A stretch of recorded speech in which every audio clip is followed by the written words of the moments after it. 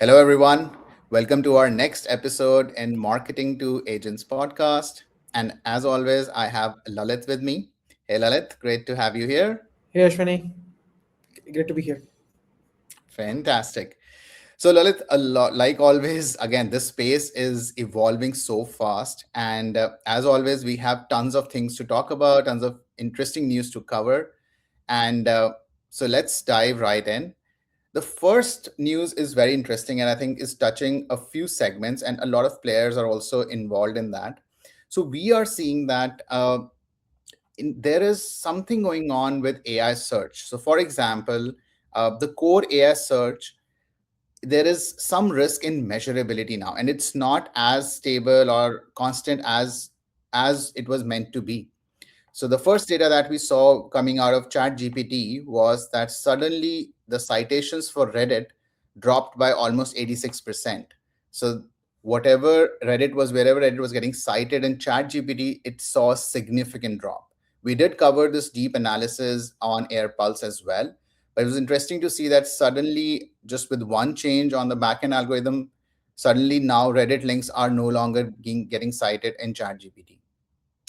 uh, Another interesting news at the same time which happened was Search Console. So Google admitted that there was some Search Console error. So wherever we see generative AI results, impressions, there was some error in the data there. So again, AI search is already such a new domain, and with these inconsistency in data and measurement and logging, it's hard to understand what's the correct metric that we're looking at, that we're not looking at.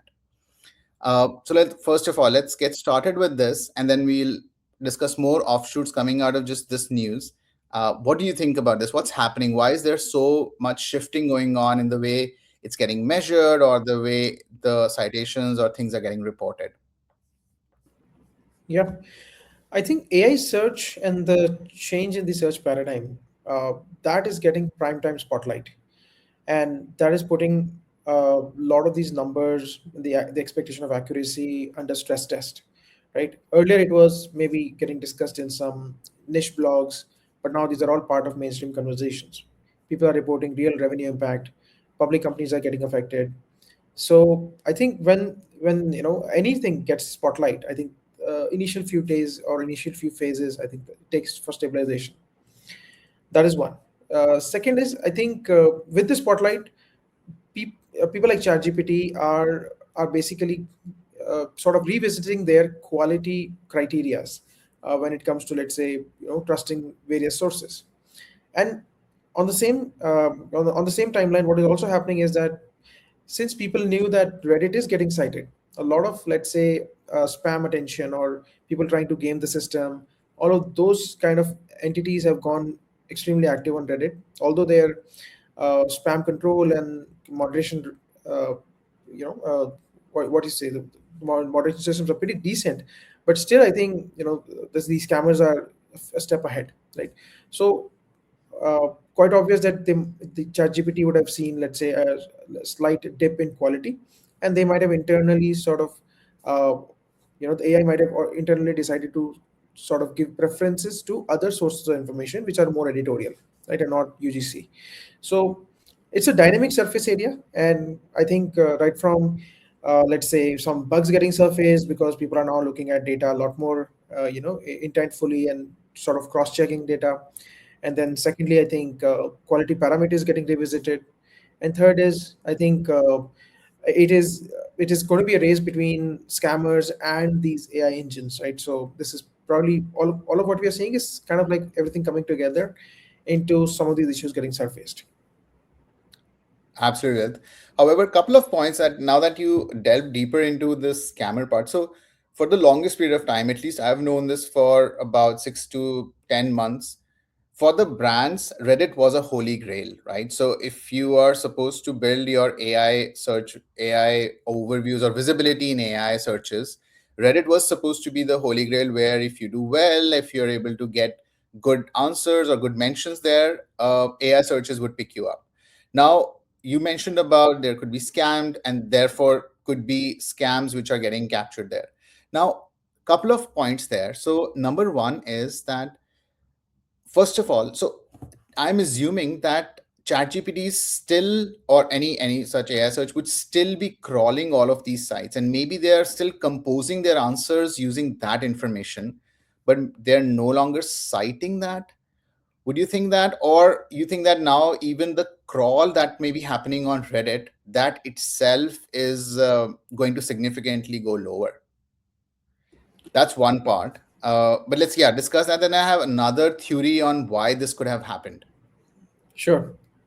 So I think crawling, and so there are three ways in which an AI system can interact with a publisher like Reddit, right?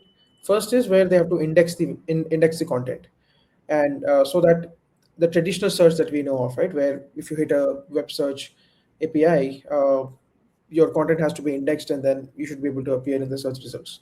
So that I think every publisher allows, but Reddit is also a walled publisher where you have to have an account, and so not everything is public.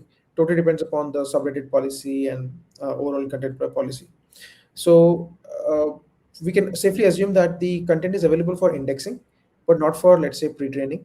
And so pre-training is a separate licensing agreement. And the third thing is inference time access, where someone is trying to, as a user, if someone has a query and then real time the agents are fetching the results and composing an answer, that is also now governed by content licensing policies, right? So I think Reddit still has an agreement with ChatGPT. To the best of my knowledge, I think they have not revoked that. Google, I think, has not renewed the licensing agreement with Reddit. But what we are also seeing is that Reddit has has been in the spotlight with respect to, let's say, one of the levers to improve AI visibility for a while now. And you'll be surprised to know that just last week I came across a website where Reddit accounts with good karma were up for sale. So you could basically buy an old Reddit account with good karma and then use that account to start sort of generating content or publishing content. So such white hat or whatever you might call these let's say scammy practices, or um, the as these practices sort of grow in volume, the systems are intelligent enough to sort of figure out that user engagement is dipping, people are maybe citing it as incorrect, right? So it's a self-corrective measure where systems are preferring slightly more editorial, more authoritative information sources. I agree, Raj. I agree.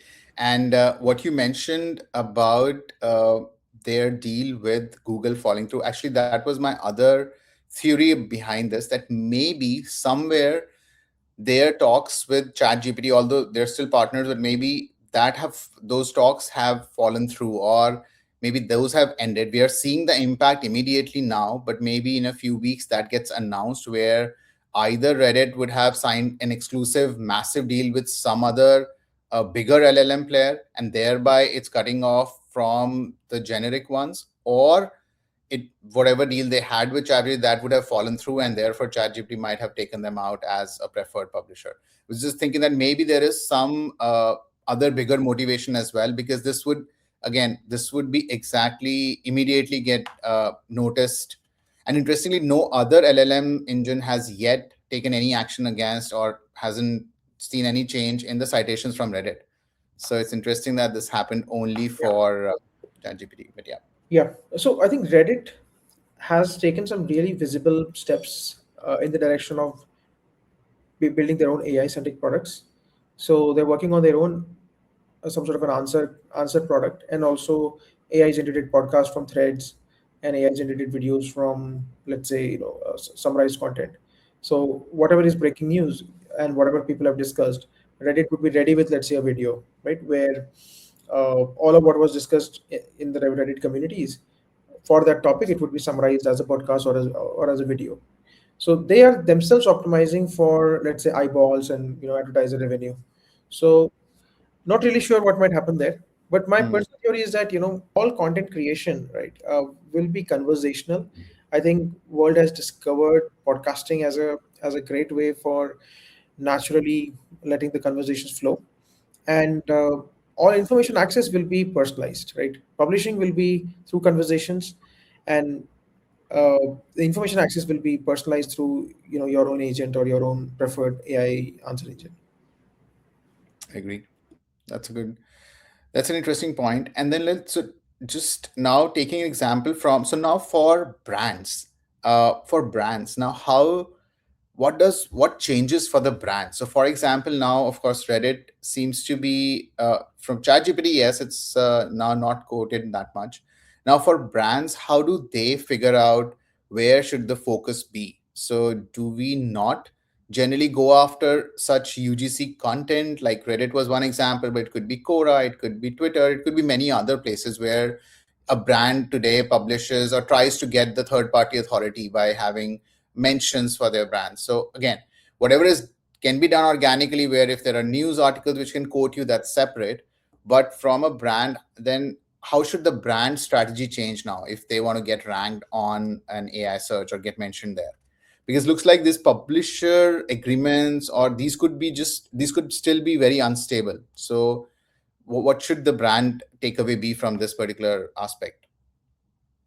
Yeah. So first of all, I think this is a third-party study which has cited that for certain sample queries, the Reddit citation share has decreased. So it may not be a very significant event, right? Maybe it could have been incidental also. Maybe it's an internal update into ChatGPT's way of ranking. So it's not something that changes our perspective of Reddit with respect to AEO activities. But principally, I think brands should continue to focus on all genuine efforts, right? Anything which they are particularly doing for, let's say, optimizing for AEO, or let's say scaling some efforts by deploying agents. I think those activities will continue to get arrested and would get, let's say, even if they get unnoticed, they would not really move the needle. Genuine efforts of a brand to sort of address any grievance that have been expressed on social media or Reddit, that has to be there. People need to deploy AI to at least extract more and more of those if they have not been able to do it. Second is, across all social media platforms, I think now default setting for anything that you publish is public, right? Whether it's LinkedIn or Instagram, it's default public so that people can crawl. Um, so, so I think the surface area where reputation can be affected for any brand is now much wider, not just on Reddit. So, all genuine efforts should continue to be invested into and slightly scaled in terms of making it more efficient. But anything which is particularly being done to game the system or scale automation for generating content, much rather just stop investing, because from all directions we are getting the signal that uh, the content which is purely AI generated for AI is getting zero signals. Oh yeah, absolutely. That is 100% true. So I think the third part, the for example, we covered in our last episode, we did cover about Trustpilot, G2.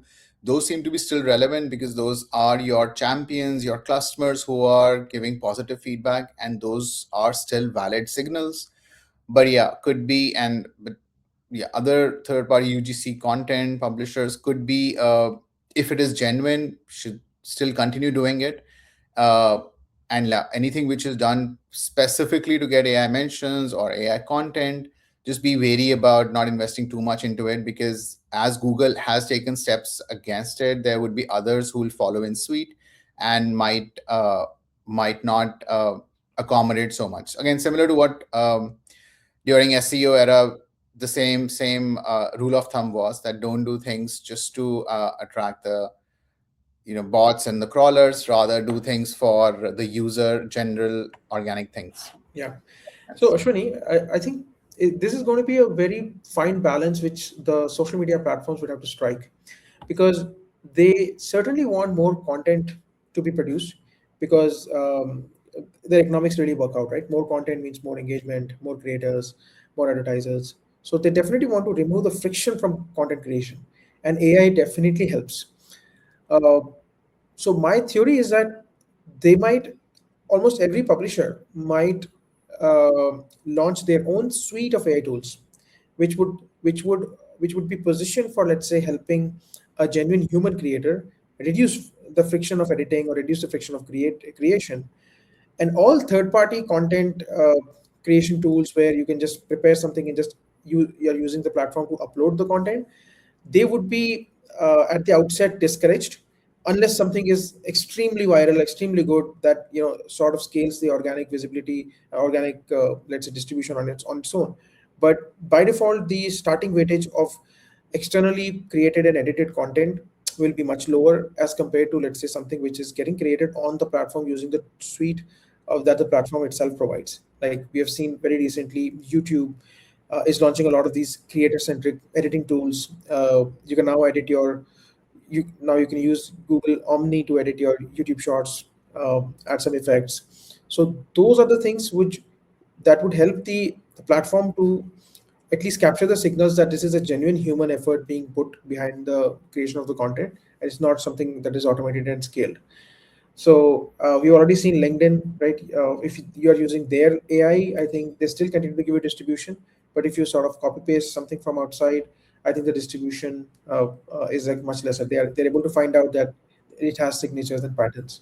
And we recently also saw the news of Claude AI, which uh, which which is going to embed some, let's say, watermarking into Feature in the the content, yeah, in the content that they're going to be correct. generating.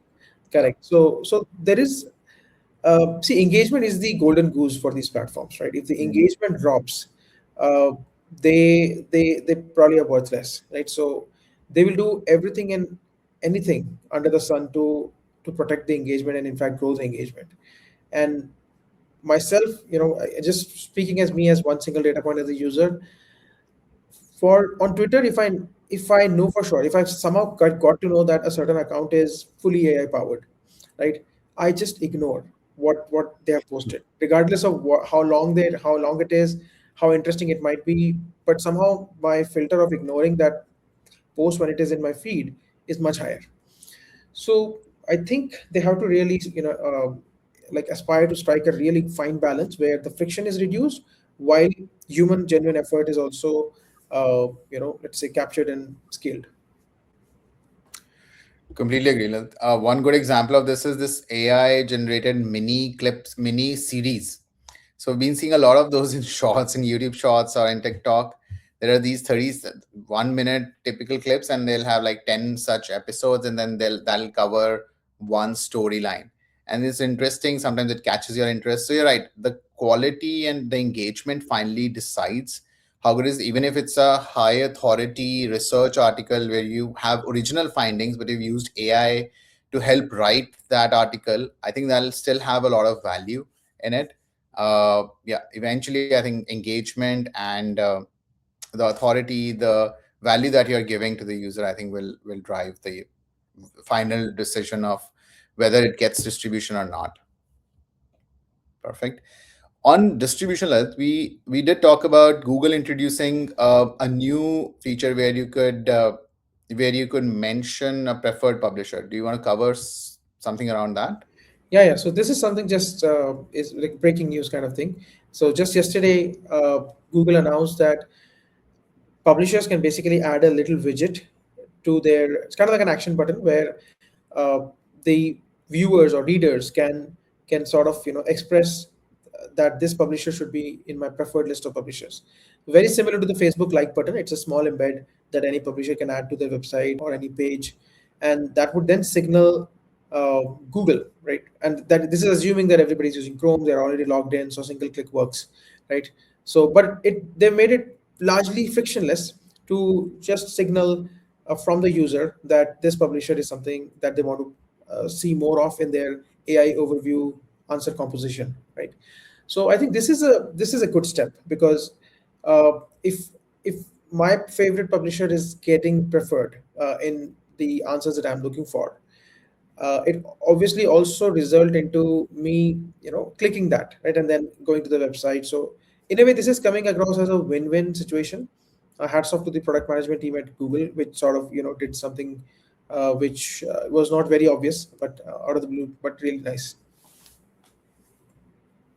Fantastic. So as a publisher or as a brand, uh, I should enable that button on my site irrespective, because even if those are my customers, even if I have X number of customers or people who come and check out my website, even if they do that, I can hope that when they ask something in Google next time and there is some content around it on my site will get quoted more. So basically, I'm one of the trusted sources, according to that's a signal for the Google that I'm a trusted source. So that should automatically increase my visibility of my content. Number one, of course, that gives me slightly preference for that user, but in general also. So I think for every brand, even if it's a SaaS, if it's a B2B, any kind of brand, if you're publishing even a blog on your website, you're publishing your podcast, I think you should still have that button, because if there is a user who wants to hear more, this is something similar to akin to what YouTube has, like subscribe. So if there's a new episode, you'll get notified. Similarly, if there is a content which is relevant and you're asking about it, so Google can show results from that. So interesting. Yeah, and just like the Facebook like and follow and all of these may let's say things became social Curated your currency. feed, Yeah, curated your Facebook feed. Yeah. yeah, but so my point is more about this becoming a social currency, in a Mm, way that there could be a race between publishers to sort of flaunting that in this category we have the highest number of, let's say, people who prefer us, and advertisers would then get their revenue, and then it's akin to something, as you rightly said, YouTube subscribers, right? But YouTube as a medium, it's very hard to get subscribers, in the sense that people largely keep consuming the content. The subscribe ratio is very abysmal. Uh, yeah. but this might be something that can happen, because people are starting to rely more and more on the text and the factual information which they can easily scan, right? And over there, uh, the I would definitely want to read things from a preferred publisher. Mm, So there's a lot of user value as well. yeah. Yeah. So again, just a quick anecdote, now that we are talking about this. So I heard about this only last month. So now, you know this, right? That you cannot open your iPhone if you're glancing on it from sideways. So iPhone somehow tracks your eyeballs and knows when you're exactly looking into your phone. Only then it opens the phone. Now, this is a patented technology, and when this patent was filed, like something, so Meta engineers at Meta figured this out, that okay, that you can track eyeballs of the user through your phone camera. So they used this to actually track what's happening on Instagram. So even if you're not engaging on Instagram, even if you're not liking, clicking, nothing you're doing, even if you spend 1 second extra on a post, that automatically is a signal for them. Within a post also, where you are looking is also a signal for them already. So again, like just building on that you are actually, the eyeballs are getting tracked and thereby creating signals. So this is again, this is of course a lot more explicit and powers more search for you. But yeah, interestingly, that the eyeball behavior is captured pretty rigorously on mobiles. Yeah. Okay. Perfect. Let's switching gears now, shifting to our next news from this week. Target reported their earnings and very interesting data. So they are suggesting they have come out as a very strong supporter of agentic commerce. So they are saying that they saw a 3.5 times growth in AI searches, AI driven searches, which brought shoppers to their site and thereby doing the commerce. So again, it was not purely agentic commerce, is what I understand. I still have to delve deeper into what they reported, but to me, it seems like that there were more buyers coming who've done research on AI. They've done their research on AI algorithms and AI search, and then coming to Target and then doing. We heard similar things from some other retailers, e-commerce retailers who had reported their earnings earlier. So it seems that their AI commerce or agentic commerce is significantly picking up, and now we are seeing more and more validations of these things as well. Yeah, Ashwini. I think see, beginning of this year at the Open Claw uh, epoch moment, I think that is where I think it was very clear that agents are going to be a significant entity on the internet. And if you look at the the true benefit of agents is basically delivering productivity. And just yesterday, I was reading somewhere some VC analysis where I think on the B2C side, right, the scope of adding productivity benefit is not too much, except for the category of shopping, right? because people shop, people travel, people want to buy products, and definitely for high risk categories, they want to do research. And nobody enjoys that process, but then somehow you have to do it, right? Just to avoid, sitting with a bad choice. So there is a huge anticipation, and in fact, we're seeing results as well, where these agents can significantly improve the efficiency of how, let's say, people shop, right? So this data is not surprising at all. In fact, before we end this year, I think this number itself should be twice of what it is. Because in some sense, I think with some recent developments in Grokbot, and ultimately what I'm trying to say is that agents are becoming a lot more user friendly. They are transcending from the territory of early adopters, techies, nerds into mainstream, right? So once that happens, you will see this number where consumers are using this for shopping skyrocketing. Very interesting, Lalit. Yeah. So for again, just a key takeaway for the brands then. Again, if you are e-commerce, we've been talking about this theme over and over again. I think if you're brands, you can't ignore agentic commerce. We already talked about Visa, Mastercard coming out with payment solution uh, to help process agentic commerce payments. So we are seeing more of that coming, and all the ecosystem participants coming out and supporting this. And of course, retailers, some of these online retailers are talking about having increased searches, increased performance through that. So I think that's a trend that is worth catching on if you're a retailer. And yeah, if you are any facilitator in that journey as well, the buyer journey as well, I think it's a great time to be focusing on this part. Yeah. Yeah, perfect. So let's for the last news on our side this week. Today is around so we've been seeing that although AI search, we've been talking so much about AI search, and there are platforms, of course, like ChatGPT, Perplexity, Google, Gemini, but very little amount of data coming out of them.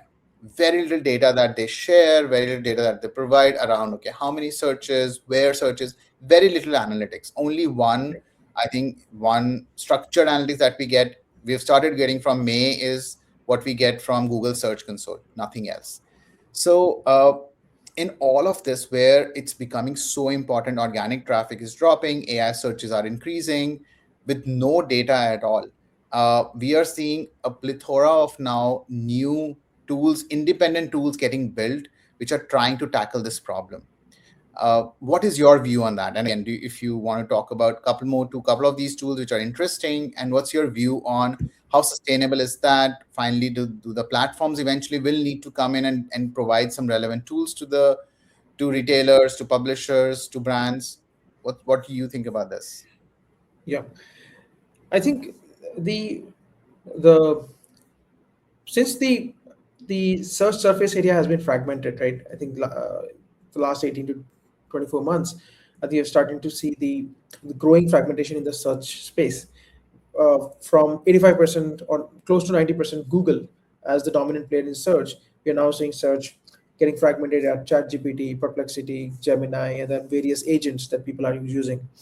So information discovery is what I'm calling as search, and as it gets fragmented, the uh, the, the understanding of what is getting searched is also getting lost.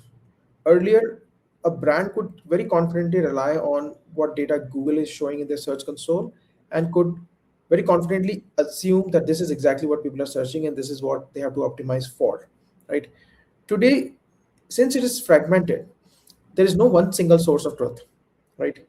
And people are almost, for various categories, if a certain niche has totally sort of sailed off of Google, the advertisers or publishers in that domain would have no clue, right? And this could happen maybe if we talk about, let's say, certain very, let's say, early internet cohort, let's say teenagers, or people are just in a niche who are very much on, let's say, agents, and they're only searching through agents. For example, developers who are using Claude, right? So that, for that segment, as an example, right, a lot of what is getting searched will be totally lost from the search analytics which traditionally is available on Google, because the maybe, for example, Claude does not use Google Search API. They use DuckDuckGo, right? So people who are operating in that niche or vertical or industry, they have to know what is happening, right? And right now there is no source, no single source or no better source of giving this information that what exactly is getting searched. So client side capture, right? So we have tools like SimilarWeb, which exists as a browser plugin in a decent number of, let's say, browsers. There's a decent percentage, and such is statistically significant presence is there of people like SimilarWeb, and there are other players also like Alexa, and then there are also browsers which are having decent share. So client side capture of user behavior about what queries are being asked, what percentage of, let's say, queries result into an AI overview, what percentage of, let's say, ChatGPT questions result into an ad impression. So all of that information, as long as these platforms are not providing, the client side, ecosystem players can still capture and provide this information, and that is what we're seeing. So similar web, Microsoft Clarity, these guys have sort of started to launch advertiser products where people can get an answer that if I am a publisher or if I'm a business in this particular industry, what is my chances of getting impressions on ChatGPT, or what are people even searching in my domain in ChatGPT? So right now, this vacuum is getting filled by whatever can fill it. But I think very soon, maybe mid of next year, or in the best scenario, early this end of this year, we should be able to see APIs or MCPs for each of these platforms. Like ChatGPT should definitely provide an MCP for advertisers, and all of this data can then fill the vacuum that I just mentioned.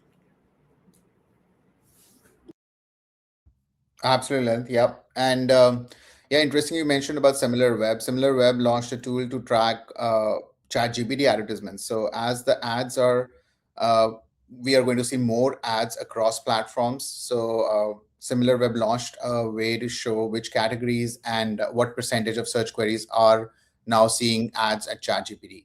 So it's interesting, again, an independent company building some, sharing some level of analytics and industry understanding to help us understand how and what to make of the AI search. Yep. Perfect. Lalit, this has been a great episode. A lot of learnings, a lot of new news covered. Thank you again for spending and sharing your insights, spending the time and sharing your insights. Uh, Listeners, we, as always, we're looking for your thoughts, your feedback, your comments about what we are talking about. And if there's anything in particular you would like us to delve deeper on, cover, we are happy to do that as well. Okay, perfect. Thank you. Absolutely. Thanks, Ashwini. Bye. Thank you.